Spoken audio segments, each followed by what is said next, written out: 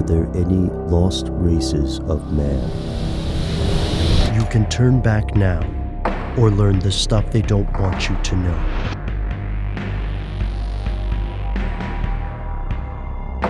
Here are the facts.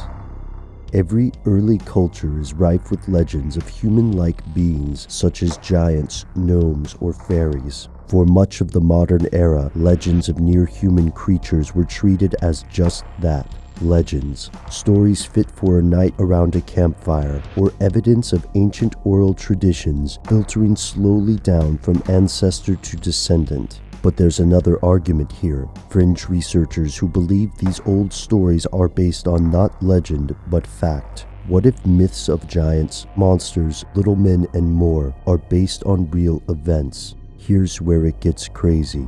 Numerous researchers have advanced versions of this theory before. In his TEDx presentation, Stone Builders, Mound Builders, and the Giants of Ancient America, Jim Vieira argues that there is evidence of an ancient community of giants, and that the Smithsonian has hidden this evidence. Vieira is far from the only person making these arguments, and the history of ancient man is a murky, complicated thing. Until recently, most of these theories that other near-human creatures existed were dismissed out of hand. Homo sapien, as most modern scientists believe, evolved in Africa and spread across the world. Yet growing evidence indicates that early man was not alone on the globe. You've likely heard of Neanderthal, a closely related type of early man that flourished from the Middle East to Eurasia. In recent years, two other startling discoveries shattered our assumptions about the life of early humans. First was the discovery of the Denisovans, based on DNA testing of bone fragments found in the Denisova cave of Siberia.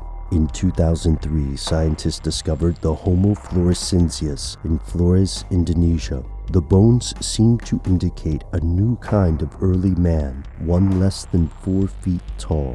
The entire community was small in size but showed evidence of tool making, and they lived long enough to encounter early Homo sapiens. In fact, natives reported seeing these creatures during the time of Portuguese colonization, and stories of the mysterious Orang Pendek persist in the modern day. And that's not the end of it. Researchers around the globe are building a persuasive case for interbreeding between Neanderthal, modern man, and Denisovans, as well as other, yet unknown types of man-like species. This sort of research can quickly become contentious. It can challenge existing religious and social assumptions about human history, and the findings can also be twisted by racist or ideologues. But the fact remains, there is much more to discover about the story of early humankind. One last thing. Jim Vieira's TEDx talk drew widespread criticism and was ultimately taken down by the organization. To skeptics, this was because it was simply pseudoscience masquerading as rational skepticism. To others, however, it was evidence of something they don't want you to know. The moral of the story is, I'm going to wrap it up now, there were cultures in ancient America that lived together, tens of thousands of people in cities. They lived with connection and love and care and respect for all life forms. And right now, we've mastered fear and separation in our society. And we have organizations and institutions keeping the truth from us and just, telling us to go back to sleep.